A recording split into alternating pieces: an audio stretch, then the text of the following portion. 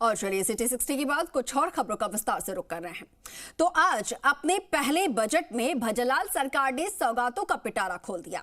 महिलाओं, युवाओं, किसानों और प्रदेश के मंदिरों का कायाकल्प करने के लिए सरकार ने बड़ी घोषणाएं की हैं। साथ ही भजनलाल सरकार ने नए राजस्थान के लिए अपना नया विजन भी पेश कर दिया है। ये रिपोर्ट देखिए।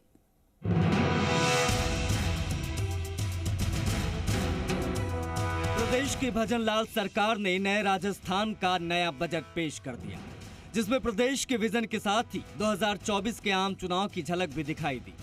वित्त मंत्री दिया कुमारी ने विधानसभा में अंतरिम बजट पेश करते हुए प्रदेश के सभी वर्गों को साधने का प्रयास किया।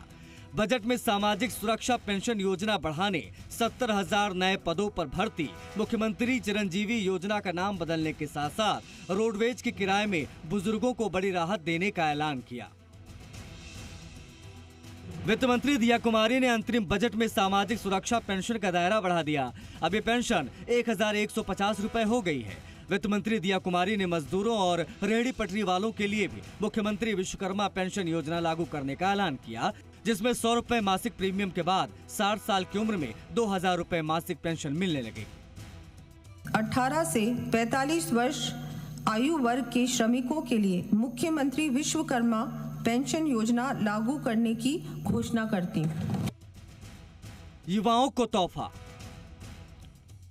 वित्त मंत्री ने अंतरिम बजट में युवाओं को बड़ा तोहफा देते हुए 70,000 नई भर्तियों का ऐलान किया।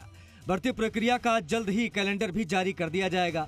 साथ ही प्रदेश में खेल को बढ़ावा देने के लिए 50 युवाओं को ओलंपिक के लिए ट्रेन किया जाएगा। लड़कियों के लिए 25-25 करोड़ की लागत से स्पोर्ट्स सेंटर बनाए जाएंगे।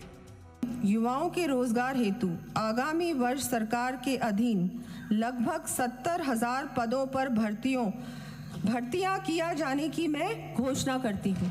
चिरंजीवी योजना का बदला नाम। वहीं मुख्यमंत्री चिरंजीवी योजना का नाम बदल दिया गया है। अब इस योजना को मुख्यमंत्री आयुष्मान आरोग्य योजना के नाम से जाना जाएगा। आमजन को गंभीर बीमारी की स्थिति में और अधिक राहत देने की दृष्टि से अब मैं प्रदेश में मुख्यमंत्री आयुष्मान आरोग्य योजना में आईपीडी के साथ साथ डे केयर पैकेज जोड़ने की घोषणा करती हूँ। किसानों के लिए बड़े ऐलान। वित्त मंत्री दिया कुमारी ने अंतरिम बजट में बड़ी घोषणा करते हुए कहा कि 5 लाख गोपालकों को कर्ज देगी सरकार। 2,000 करोड़ का कृषि क्षेत्र के लिए राजस्थान एग्रीकल्चर कोष बनेगा। किसानों को मुफ्त बीज किट दिए जाएंगे। किसान क्रेडिट कार्ड की तर्ज पर गोपाल क्रेडिट कार्ड बनेगा। कृषि के क्षेत्र में प्रदेश को और ऊंचाइयों पर ले जाते हुए हम अपने किसान साथियों को भी अत्यधिक संबल देने की दृष्टि से राजस्थान एग्रीकल्चर इंफ्रा मिशन को शुरू कर प्रारंभ में 2,000 करोड़ रुपए का प्रावधान किए जाने की घोषणा करती हूँ।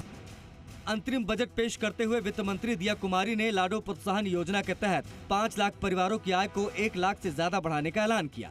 लाडो प्रोत्साहन योजना के तहत गरीब परिवारों में बेटी पैदा होने पर 1 लाख रुपए सेविंग बॉन्ड के तौर पर मिलेगा। गरीब परिवारों की बालिकाओं के जन्म पर 1 लाख रुपए का सेविंग बॉन्ड प्रदान करने हेतु लाडो प्रोत्साहन योजना प्रारंभ किए जाने की मैं घोषणा करती हूँ। ईआरसीपी योजना पर खर्च होंगे 45,000 करोड़। पूर्वी राजस्थान नहर परियोजना ईआरसीपी के तहत प्रदेश के 21 जिलों को लाभ मिलेगा। इस परियोजना को वृहद रूप देते हुए उपलब्ध पानी की मात्रा बढ़ाई जाएगी।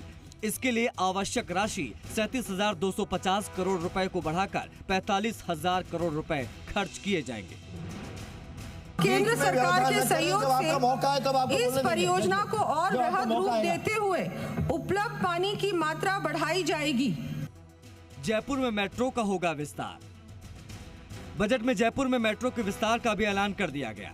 सीतापुरा से अंबाबाड़ी तक मेट्रो विस्तार का ऐलान किया गया है। साथ ही जयपुर के पास हाईटेक सिटी बनाने का ऐलान हुआ है।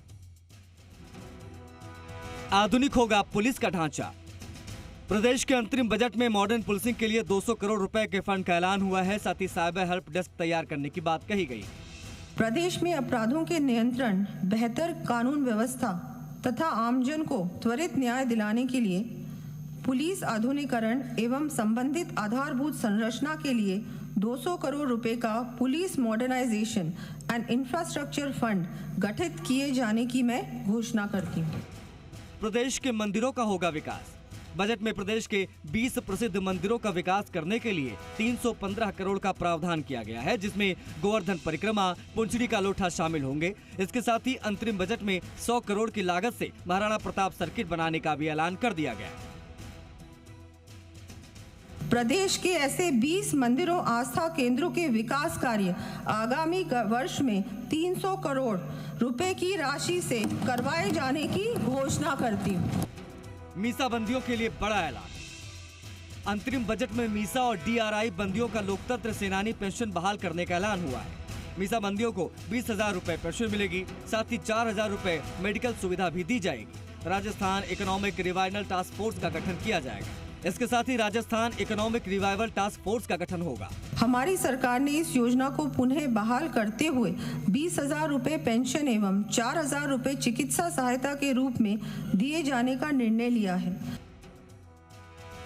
अंतरिम बजट में सरकार ने 2025 का रोड मैप पेश किया है और प्रदेश के हर वर्ग को साधने का प्रयास हुआ है।